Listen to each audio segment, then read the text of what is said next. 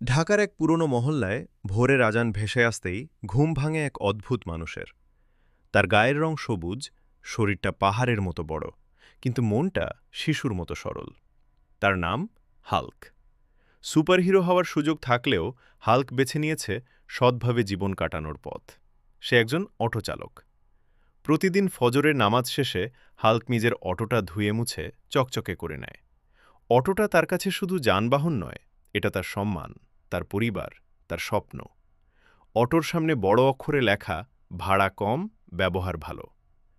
Hulk auto নিয়ে রাস্তায় নামতেই সবাই অবাক হয়ে তাকায়। কেউ ভয় পায়, কেউ আবার হাসে।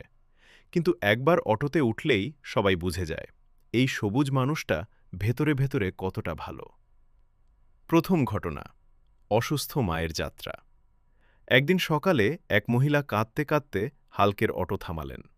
তার মা হঠাৎ খুব অসুস্থ। হাসপাতাল অনেক দূরে, হাতে টাকা কম। সব শুনে হাল্ক বলল, মা আগে চলেন, মানুষ বাঁচানোই বড় কথা। রাস্তায় প্রচণ্ড জ্যাম। হাল্ক নিজের শক্তি দিয়ে অটো ঠেলে ঠেলে সামনে নিয়ে গেল। হাসপাতালে পৌঁছে মহিলা যখন টাকা দিতে গেলেন, হাল্ক হাত তুলে বলল, মায়ের দোয়াই আমার ভাড়া।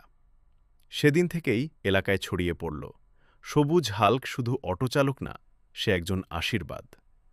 দ্বিতীয় ঘটনা, বৃষ্টির দিনে স্কুল ছাত্র এক বর্ষার বিকেলে আকাশ ভেঙে বৃষ্টি নামল। রাস্তার পাশে এক ছোট ছেলে বই বুকে চাড়িয়ে কাঁপছিল।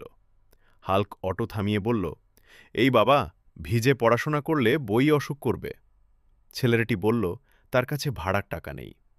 হাল্ক হেসে বলল, ভাড়া না থাকলেও চলবে, বড় হয়ে ভালো মানুষ হইলেই হয়েছে। ছেলেটিকে বাড়ি পৌঁছে দিয়ে হাল্ক মনে মনে বলল, এই ছেলেগুলিই একদিন দেশটা চালাবে। তৃতীয় ঘটনা, অটো নষ্ট আর মানুষের ভালোবাসা। একদিন হাল্কের অটো হঠাৎ মাঝ রাস্তায় নষ্ট হয়ে যায়।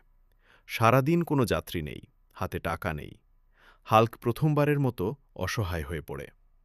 খবর পেয়ে এলাকার মানুষজন